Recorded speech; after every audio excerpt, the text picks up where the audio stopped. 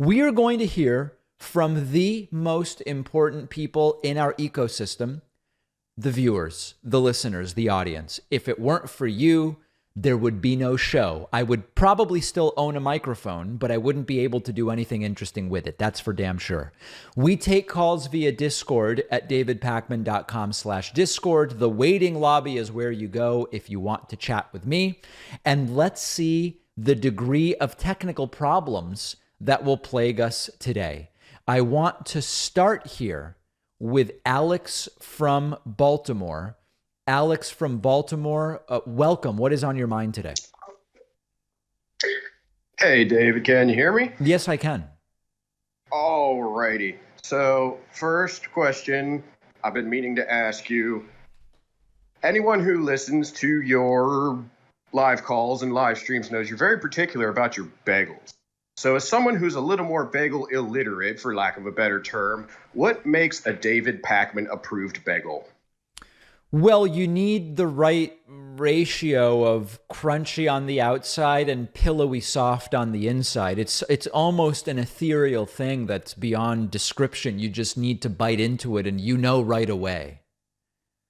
And it doesn't matter like the topping of bagel, or is the same of course. characteristics? I mean, listen, you're not going to see me with a French toast bagel anytime soon. Of course, the topping matters. Absolutely. The really, if you're looking for a sweet bagel, you go cinnamon raisin. But all of these, strawberry bagels, French toast, oatmeal pancake bagel, chocolate chip. No.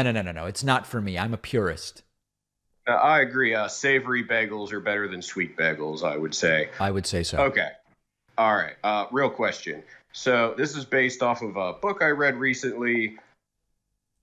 Would you give any credence to the idea that the president of the United States just flat out has too much to handle, and that no matter who it is, what their beliefs are, they're just going to have a hard time and they're not going to be particularly good at their job?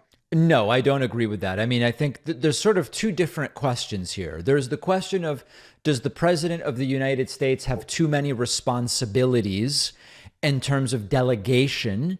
And then there's the separate question of whether they're all going to be bad at their jobs. I think that there are lots of presidents who were good at their jobs. I mean, President Obama was good at his job. You never got the sense that he just couldn't keep up with all the different things that were under his purview.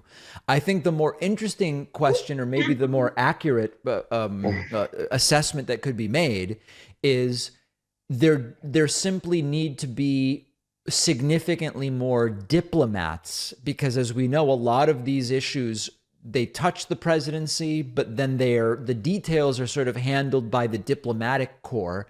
That the diplomatic corps should be bolstered and should be bigger. I think that's a fair assessment to make. But of course, the right says we need the smallest possible government. So by definition, they're against enlarging the diplomatic corps.